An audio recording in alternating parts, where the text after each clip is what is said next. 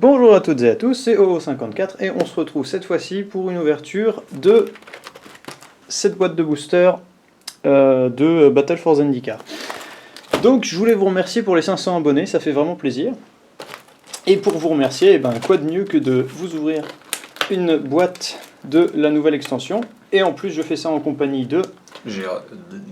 Lui d'abord. Bonjour, moi c'est Telos. Vous m'avez peut-être déjà vu dans certaines vidéos de duel. Non, personne ne te connaît. Personne. Je Eh les bien, connais. Tu es celui avec qui on joue le plus souvent, je pense qu'ils te connaissent quand même. Je voulais faire la présentation comme putain, c'était quoi le mec dans les Simpsons Troy McClure. Je ne le connais pas. Et nous sommes également accompagnés de... GRU, ex-joueur de Magic, revenu pour la circonstance et qui posera toutes les questions bêtes de mec qui sait pas. Voilà, c'est son rôle, c'est son but. Et vous allez voir ensemble pourquoi cette édition est vraiment intéressante. Bon, tout d'abord, si jamais vous achetez une boîte, vous allez recevoir cette carte-ci, Chemin désastreux, qui est plutôt intéressante. Donc n'hésitez pas à acheter des boîtes. Et on va commencer directement l'ouverture parce que, eh ben, il faut bien faire le boulot. Alors, on va découvrir tout de suite et je vais expliquer avec vous les différentes nouveautés de l'édition. Alors, nous avons un guérisseur des Calastria. Alors, comme vous pouvez le voir, c'est une créature vampire, éclair et allié. Ça, c'est une grosse... c'est pas une nouveauté, mais c'est l'un des gros attraits de cette édition, merci. C'est que vous avez des Eldrazi qui vont se battre contre des alliés. Et plus vous avez d'alliés, plus il va y avoir d'effets déclenchant le ralliement, donc des capacités qui s'activent dès qu'un allié arrive sur le champ de bataille. Et donc en général, c'est des cartes qui sont très synergiques entre elles. Et donc voilà, c'est l'une des principales features de cette édition, c'est les alliés et le ralliement. Ensuite, une carte plus classique, Pourfendre le monstrueux. Dessiccation de sort. Alors là, vous pouvez voir, c'est une carte qui est assez étrange, parce que elle a la carence. C'est-à-dire que, malgré le fait que vous payez un mana coloré pour la jouer, cette carte n'a pas de couleur. Donc en fait, elle est traitée comme une carte incolore dans tous les cas, sauf pour le commandeur, car malgré qu'elle n'ait pas de couleur, elle a toujours une identité couleur qui est bleue. Donc vous ne pouvez pas la jouer dans un jeu commandeur qui ne joue pas de bleu. C'est une façon nouvelle de contrecarrer les protections contre les couleurs des anciennes éditions, donc. Oui, on peut voir ça d'une certaine manière, c'est à peu près ça. D'accord, merci. Donc si jamais il y a un sort qui dit contrecarrer le sort bleu ciblé, bah, vous ne pourrez pas contrecarrer celui-là parce qu'il est incolore.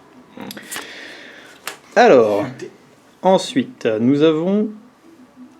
Vous voyez que c'est un Eldrazi, et donc ça c'est un Eldrazi qui dispose également de la carence, mais elle a également l'ingestion. Et l'ingestion, c'est une nouvelle capacité que seuls les Eldrazi ont, qui fait que à chaque fois qu'elle attaque, on exile la carte du dessus de la bibliothèque de l'adversaire. Et là c'est un drone, donc c'est la capacité qu'ont les drones en général, l'ingestion. Et ces cartes exilées vont être utilisées par d'autres types d'Eldrazi que je vous montrerai plus tard. Voilà, bon. Donc on retrouve des corps, un éclaireur à voile volante. Alors, emprise des courants. Une nouvelle mécanique. Vous pouvez voir, là il y a marqué éveil 3.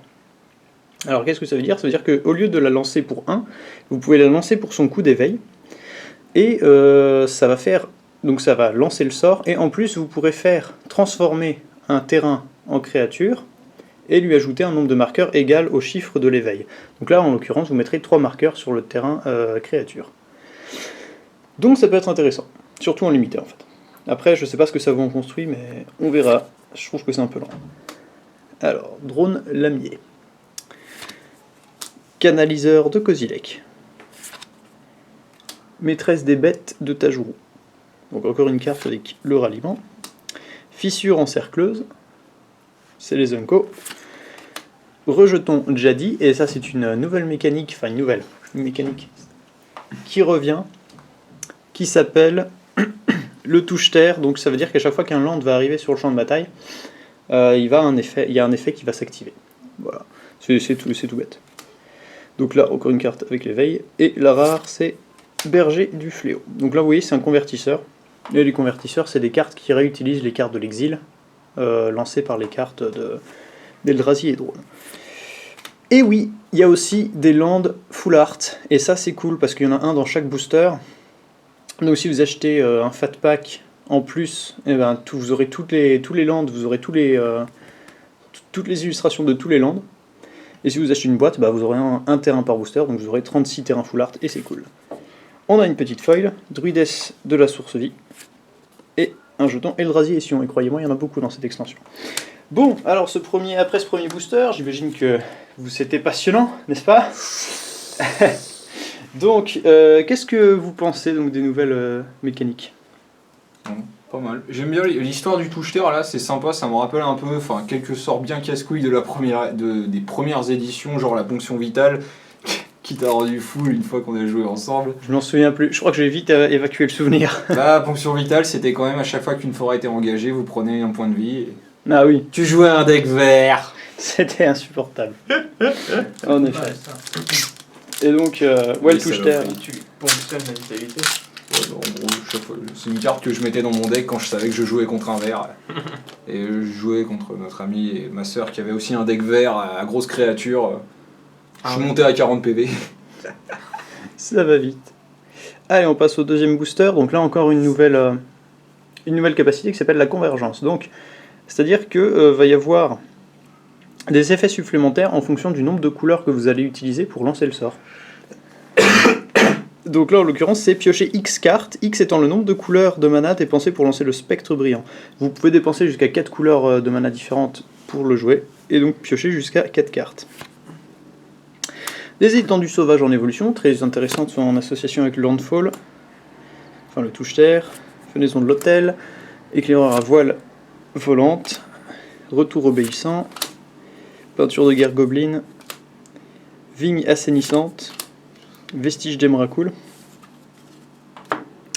Donc encore une carte avec la carence. Ah, la menace qui est aussi de retour. Donc ça c'est une nouvelle capacité, je sais pas si tu connais. Non, mais je vois l'explicatif et c'est pas plus surprenant que ça comme principe. Ça existait déjà en capacité écrite sur des vieilles. Voilà, c'est ça. Mais Wizard est en train de mettre des capacités à mots-clés à peu près tout, parce qu'avant c'était... Enfin voilà.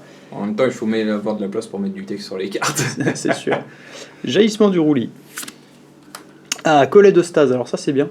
C'est une carte qui permet donc de faire à peu près la même chose que... mince. Enfin, c'est un enchantement qui permet d'exiler un permanent jusqu'à ce qu'il quitte le champ de bataille. Donc comme Oblivion Ring, je sais pas si tu vois... Non, ça me dit rien, désolé. Ouais, c'est le nom en anglais, je suis désolé, je me souviens plus du nom français. Sauf que là ça a le flash, donc c'est vraiment mieux, vous pouvez le jouer en fin de tour de l'adversaire par exemple. Donc pulsation débilitante, et la rare, interminable. Ça c'est cool. Je sais pas si je te laisse lire tranquillement. Donc en effet, ouais, c'est une façon de dire en gros j'engage tous mes terrains et je vous mets cher quoi. C'est surtout une carte qui est utile à n'importe quel moment de la partie, surtout en limité. Et ça c'est intéressant. Ouais, bien celle-là. Une nouvelle plaine sympa. Oh, encore une foil ma foi. Et un autre jeton Eldrazi et Sion. Mais pour le coup, ça doit être bien d'expliquer l'éveil, parce que moi par contre, j'avais jamais vu ce cas-là. L'éveil ? Bah je l'ai expliqué tout à l'heure, t'as pas écouté. C'est pas grave, je vais le réexpliquer dans ce nouveau booster. Allez. Waouh, mais où est-ce que j'ai la tête dans ce truc là? J'ai une réponse mais elle est pas polie. Ça passera pas. Alors, tactique en tandem. Emprise des courants. Donc voilà, on va reprendre l'explication de l'éveil. Peut-être que j'ai pas été assez clair. Alors, c'est simple. Vous pouvez choisir de lancer le sort pour son coup normal, auquel cas il va se résoudre, il n'y aura pas de souci. Sauf que vous pouvez aussi choisir de le lancer pour son coup d'éveil plutôt que pour son coup normal. Si vous le lancez pour son coup d'éveil, c'est plus cher forcément, mais vous allez aussi changer un terrain en créature 0-0 sur lequel vous allez mettre un nombre de marqueurs égal au chiffre de l'éveil. Donc là, en l'occurrence, voilà. J'ai une question à ce sujet-là. Le terrain peut se faire tuer et donc détruire ? Oui. Ah ok, d'accord. Ça devient une créature, donc il est affecté par tout ce qui affecte une créature et un terrain. Alors, écumeur silencieux, encore une carte avec la carence. Lame des bons. Vraiment désolé pour ce moment d'absence. Mais il n'y a pas de problème. Dispersement. T'arrêtes de boire. Don angélique. Abolition de l'existence. Invocateur de Valakut. Connexion naturelle. Terre bouillonnante. Commençons avec l'éveil. On arrive aux Unco, escogriffe putride, reniement, léopard à ergo faucheur, donc ça c'est sympa avec le handfall, il gagne +1/+1 jusqu'à la fin du tour. Donc ça peut être assez agressif, même si ça faudra jamais un A4 le sauvage. Et aux portes de l'au-delà. Donc ça c'est un enchantement très sympa qui, pour 4, vous permet de poser au début de votre entretien un jeton de créature, Eldrazi Ession. C'est une carte qui est vraiment sympa en limité. Allez, petite plaine et une pieuvre. Tiens, je te l'offre, Telos. Je sais que c'est ton kiff. Donc c'est ton amour des mangas qui te fait dire ça? Absolument pas. Si on ouvre une Cura, tu comprendras. Tu vas entendre un bruit bizarre. Eh bien, ce sera Telos qui... Je suis sûr que c'est fait pour conquérir le marché japonais cette fois-ci. Raimonta dénuée, rempart fortifié, oracle de poussière, planeuse de l'ombre, pisteur du champ de geyser, fourrière mortuaire. J'espère qu'on va tomber aussi sur un petit peu des cartes stars, ce serait sympa. Mante géante, invocateur de Valakut, invocatrice d'Oranrif. Et toi, tu jouais à Magic, t'avais encore les brûlures de mana ou pas? Ouais, ça existait encore. Enfin, ça c'est... Je sais plus à quelle date ça a disparu, mais ça a disparu il y a... Bon, en même temps, les brûlures de mana, ça a toujours été le truc de Baltringue, parce qu'en fait, c'est ce que tu fais quand t'engages trop, c'est ça? Voilà, c'est ça. Ouais, donc autrement dit, si tu sais, faut pas savoir jouer pour avoir ces trucs-là dans la gueule. Non, mais en général, ça pouvait au contraire justement être utilisé en tant qu'outil. Oui, c'est vrai. Mais bon, à l'époque, je savais pas trop... Enfin, il devait sûrement y avoir des builds, mais j'avais jamais pensé trop à utiliser ces trucs-là à mon propre avantage. Toujours considéré que c'était mazo. Je comprends. Si tu ouvres une Kiora, je te l'achète pas. Yep. Ça dépend combien ça vaut. Donc on est passé aux Unco. Après croiseur cryptique, on a sourd de peau, marème gangrénée et la rare dépression engloutie. Donc ça c'est aussi une nouveauté assez sympathique, c'est qu'il y a des nouveaux bilans dans cette édition. Et là en l'occurrence, c'est des terrains. C'est des terrains qui sont à la fois île et marais, donc ils ont les deux types, ils peuvent être fetchés, c'est assez sympa. Et en plus, leur effet est une pénalité qui va faire chier les joueurs de moderne, puisqu'ils jouent presque jamais de land de base. Mais donc ils arrivent à engager, à moins que vous ne contrôliez au moins 2 terrains de base. Donc en standard, c'est quand même pas trop handicapant. Et je pense qu'il y a un avenir pour ces terrains-là. Mais c'est pas moi qui vais le faire. Encore une forêt et un Eldrazi Ession. Ok, c'est parti, on continue.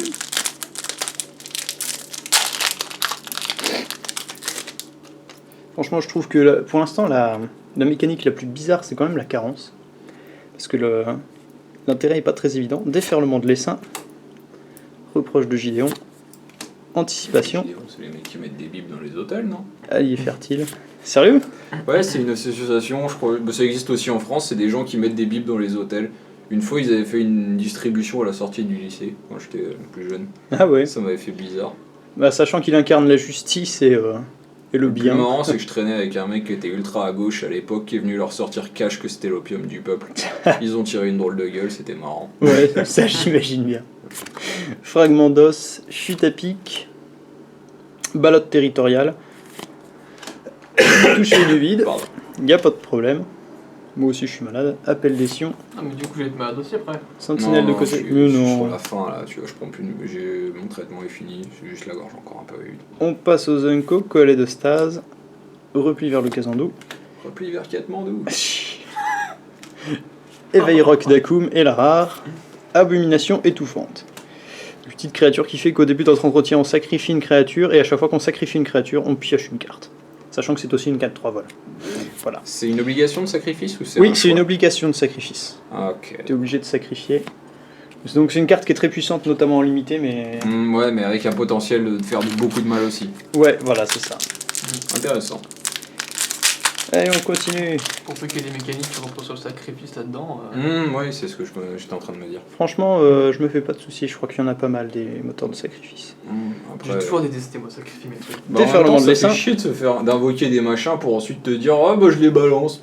Ouais, c'est ça, et puis... Ou alors, je sais plus si c'était le cas, c'est le cas maintenant, mais je sais plus si c'était le cas avant, que quand tu sacrifiais des trucs, ils étaient vraiment hors partie et pas juste dans ton cimetière. Parce qu'à l'époque, il y avait pas mal, enfin quand j'ai joué, je me souviens, notamment sur les vieilles éditions, il y avait pas mal de sacrifices, mais t'avais aussi pas mal de cartes, genre les exhumations et tout ça, qui te permettaient de repiocher des machins dans ton cimetière pour les remettre dans ta main. J'ai vu ça Ce qui aussi, permettait en fait de faire un roulement un peu vache avec jouer une un peu créature avec qui jouait pas cher, qui était pas chère, et du coup de la remettre. De la remettre en jeu pour un tour Ouais. et tout. Alors je vais J'ai ça m'arrêter... avec, Tant que t'avais des exhumations. Je vais m'arrêter 2 petites secondes sur cette carte parce que je la trouve vraiment, vraiment sympathique. Alors pour une simple commune qui coûte 2, c'est un éphémère, la créature ciblée gagne +2/+2 jusqu'à la fin du tour et on peut mettre sur le champ de bataille une carte de terrain depuis sa main. Ça c'est sympa. Donc c'est vrai qu'en limité c'était bien, je pense que ça va être joué en construit. En tout cas en standard parce que c'est un bon... Pour un début rapide, ça peut, Ouais. ça peut le faire. Hein. Ça c'est sûr, ouais. Un début rapide et puis l'effet du landfall en plus, je pense que ça peut être fort. On passe aux Unco, suivante vide, sourde repos, patrouille des vents et la rare, réseau ordonné des dons. Alors ça je ne sais pas ce que ça fait, on va découvrir ça ensemble. Alors c'est un artefact, quand il arrive sur le champ de bataille, on exile toutes les créatures de force supérieure ou égale à 5 jusqu'à ce qu'il quitte le champ de bataille. Voilà, si vous avez une armée de gros tons, si vous avez une armée de gros tons, et bah voilà. Donc c'est designé pour lutter contre les Eldrazi, en tout cas dans la storyline.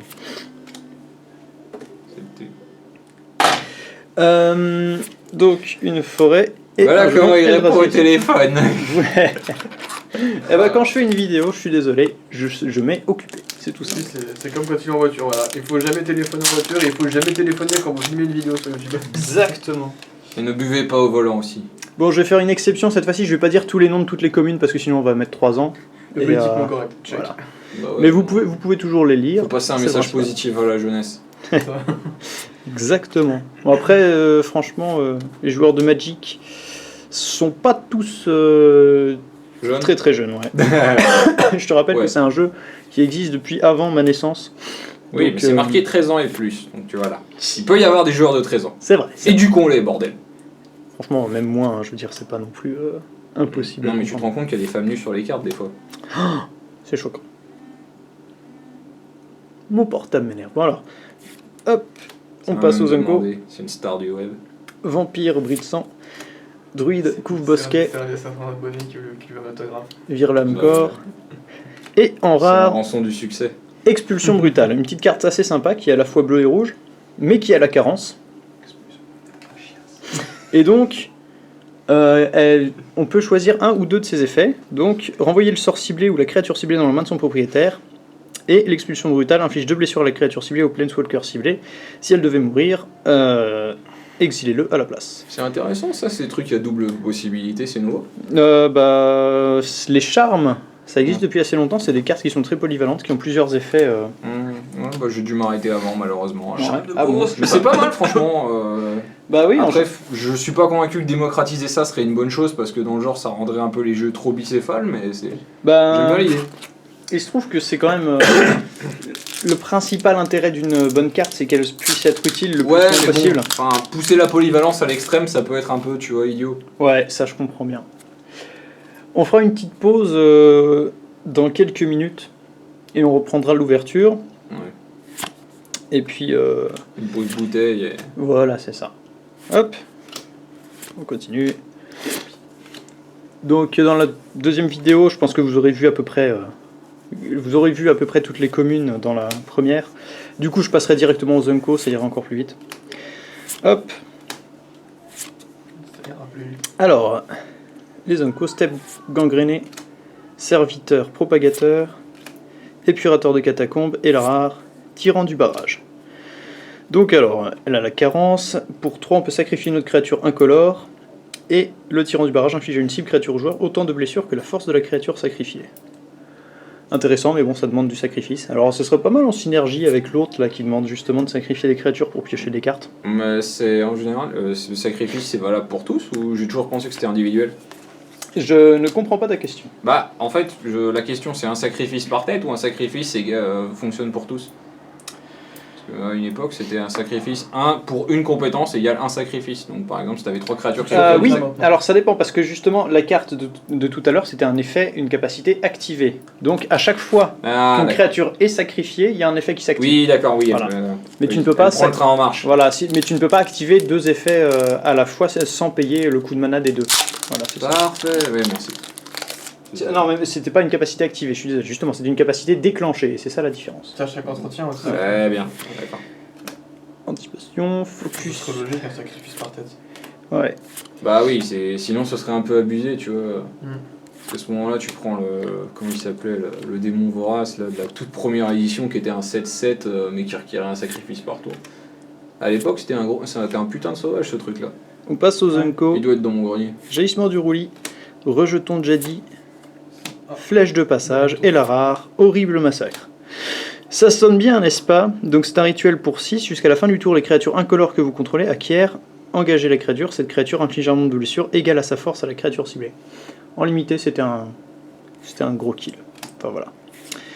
Tu as un terrain? C'est dommage, ça n'a plus. Vigne assainissante en foil et encore un petit jeton Eldrazi. Bon, La destruction du champ de bataille, tu sais. alors ça nous fait 9 boosters.